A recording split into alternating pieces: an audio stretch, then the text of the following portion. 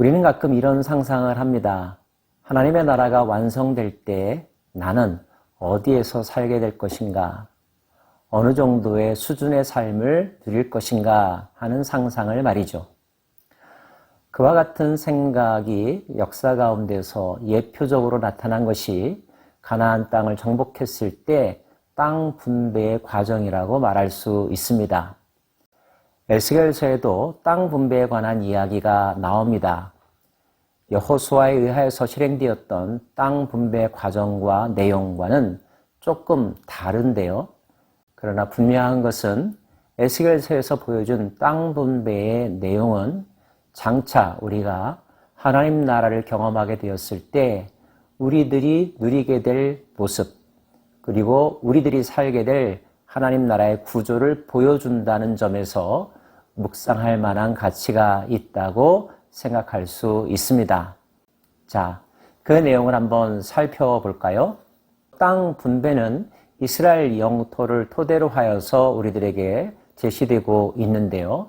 크게 상부, 중부, 하부로 나눌 수 있습니다.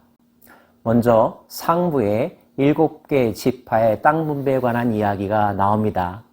그 지파들은요, 단, 아셀, 납달리, 므낫세, 에브라임, 르우벤, 유다 지파입니다. 하부에 분배받는 지파들은요, 베냐민, 시므온, 이사갈, 스불론, 갓 지파입니다.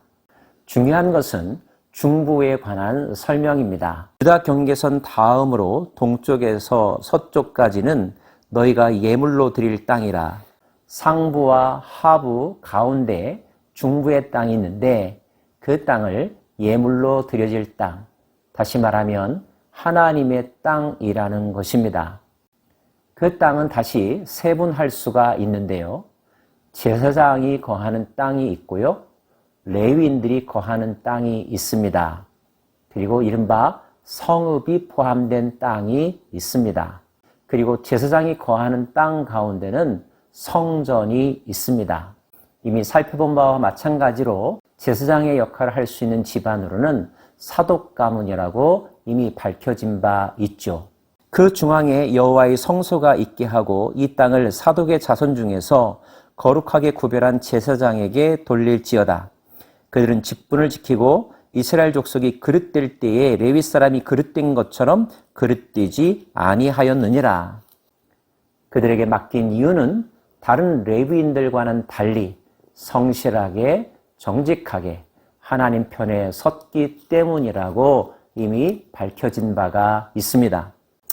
땅의 예물 중에서 그들이 예물을 받을지니 레위인의 접경지에 관한 가장 거룩한 예물이니라. 제사장들은 따로 땅을 분배받는 것이 아니라 예물을 받아 그것으로 생활하게 하셨다는 것이고요. 생계를 걱정하지 말고 직무에 충실하라. 하나님의 뜻이 거기에 있음을 이미 살펴보았습니다. 제사장의 경계선을 따라 레위 사람의 몫을 주되 길이는 25,000척이요 너비는 10,000척으로 할지니 그 구역의 길이가 25,000척이요 너비가 각기 10,000척이라. 그들이 그 땅을 팔지도 못하며 바꾸지도 못하며 그 땅에 처음 익은 열매를 남에게 주지도 못하리니 이는 여호와께 거룩히 구별한 것임이라. 비록 제사장이 될 수는 없었지만 성소를 섬기는 일, 백성을 섬기는 일을 레위인들에게 맡기셨죠. 레위인들에게 분깃으로 주신 그 땅을 함부로 팔아서도 안 된다 말씀하셨습니다. 처음 익은 열매를 다른 사람에게 주어서도 안 된다 말씀하십니다. 여호와를 위하여 구별된 선택받은 지파임을 잊어버려서는 안 된다는 뜻이고요. 마음과 뜻과 정성을 다하여 하나님을 섬기고 그 섬기는 모습으로 모든 백성들의 본이 되라고 하는 의미가 담겨 있습니다. 예물로 드려진 땅 중에서 성전과 함께 중요한 역할, 중요한 의미를 갖는 지점이 있는데요. 본절에서는 성읍이라 표현되어 있습니다. 이 25,000척 다음으로 너비 5,000척은 속된 땅으로 구분하여 성읍을 세우며 거주하는 곳과 전원을 삼되 성읍이 그 중앙에 있게 할지니 곧 예물을 삼아 거룩하게 구별할 땅과 연접하였으며 그 땅의 소산을 성읍에서 일하는 자의 양식을 삼을지라. 성읍이라고 특별히 구별된 정사각형의 땅이 있습니다.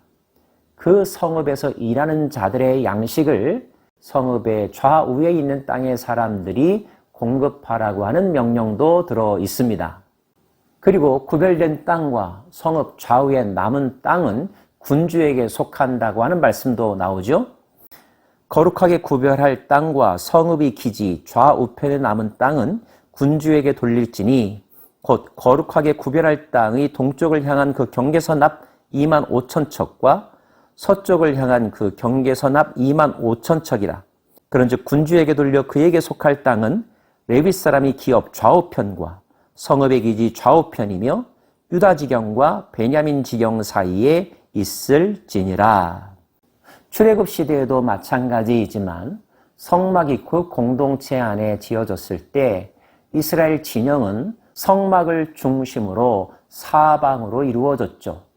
달리 말하면 성막이 그들 삶의 한 중앙에 있었다는 것입니다.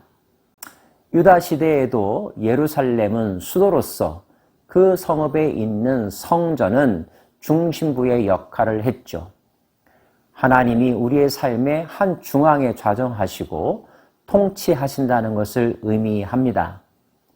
에스겔서에서 보여준 땅 분배의 구조 속에서도 예물로 드려진 땅, 그 땅의 한가운데 성전이 있음을 알 수가 있습니다. 성전을 통하여 하나님께서 그 땅을 다스리심을 눈으로 확인하고 또 그 땅의 백성들은 성전 중심의 삶과 사고방식을 가지고 살아야 된다는 의미가 담겨 있겠죠. 또 한 가지 중요한 개념이 바로 성읍이라 말씀드렸는데요. 그 성읍은 어떻게 이루어져 있을까요? 성읍에는 동서남북 각각 3개의 문이 있다고 합니다. 르우벤, 유다, 레위 문이며 동쪽으로는 요셉, 베냐민, 단 문이고요. 남쪽은 시므온, 이사갈, 스불론 문이며 서쪽은 갓, 아셀, 납달리 문입니다. 12지파의 이름들이 다 포함되어 있습니다. 이스라엘 공동체 전체를 의미한다고 말할 수 있겠죠? 그러면 그 성읍의 이름은 무엇일까요? 제일 먼저 떠올릴 수 있는 것은 우리에게 익숙한 이름 바로 예루살렘입니다. 평화의 도시라고 하는 뜻을 가지고 있죠. 그런데 본장에서는 예루살렘이라고 하는 이름은 등장하지 않습니다. 다른 이름이 나오는데요. 그 이름이 바로 여호와 삼마입니다. 여호와께서 거기에 계시다라고 하는 뜻입니다. 여호와가 계십니다.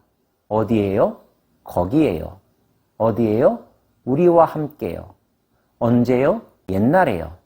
또 언제요? 미래예요. 중요한 것, 여호와께서 계시다. 여호와께서 살아 계신다. 영원 전부터 영원 후까지 여호와는 존재하고 계십니다. 아무리 아름다운 집이 지어졌다 할지라도, 값비싼 집이라 할지라도 그곳에 하나님이 계시지 않는다면 영적으로 아무런 의미가 없습니다. 부유라 할지라도 하나님이 계실 수가 있고요. 화려한 궁궐이라 할지라도 하나님이 계시지 않을 수가 있습니다.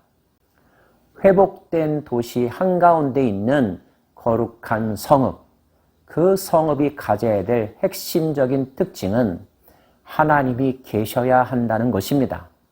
에스겔서 마지막 장이 우리들에게 주는 메시지는 분명합니다. 하나님은 우리를 위해 거주할 곳을 예비하십니다. 그 나라의 한가운데는 하나님과의 만남의 장소인 성전, 하나님의 집이 있습니다. 더불어 그 하나님의 백성들을 위한 집, 백성들을 위한 도시, 성읍이 있습니다. 그 성읍이 가치 있는 것은 그곳에 하나님이 계시기 때문입니다. 우리의 인생도 그러해야 합니다.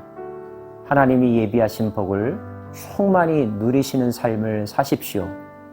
그러기 위해서 우리 안에는 하나님이 계심이 느껴져야 합니다. 성전과 성읍이 있는 삶, 성읍과 성전이 있는 삶, 그것이 우리가 꿈꾸는 하나님 나라 백성의 삶인 것을, 그런 삶을 위해 하나님은 우리를 정결케 하신다는 것, 때로는 연단과 환난을 통하여 우리를 만지시는데 그 목적은 정결한 백성이 되어 그 나라에 살게 하기 위함이라는 것을 한순간도 잊어버려서는 안 될 것입니다. 에스겔을 통하여 보여주신 여호와 삼마의 인생, 그 인생의 주인공들이 되시기를 간절히 소망합니다. 기도합시다.